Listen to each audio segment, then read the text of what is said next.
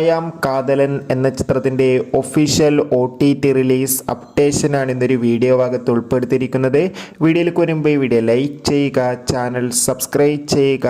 ജനുവരി മാസം ഇനിയും ചിത്രങ്ങൾ OTT റിലീസ് ചെയ്യുന്നുണ്ട്.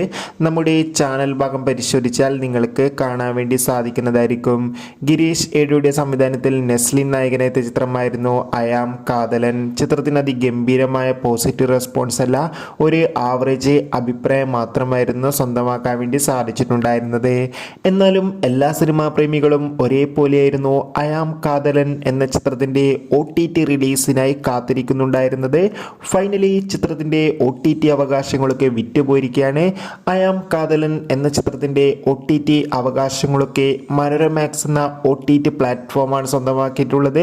കാത്തിരിപ്പിനൊടുവിൽ ചിത്രം ഈ വരുന്ന ജനുവരി മാസം 17-ാം തീയതി OTT റിലീസ് ചെയ്യുമെന്ന് ഒഫീഷ്യലായി കൺഫേം ആക്കിയിട്ടുണ്ട്. ചിത്രത്തിൻ്റെ OTT റിലീസിനായി നമുക്ക് കാത്തിരിക്കാം. Bye bye.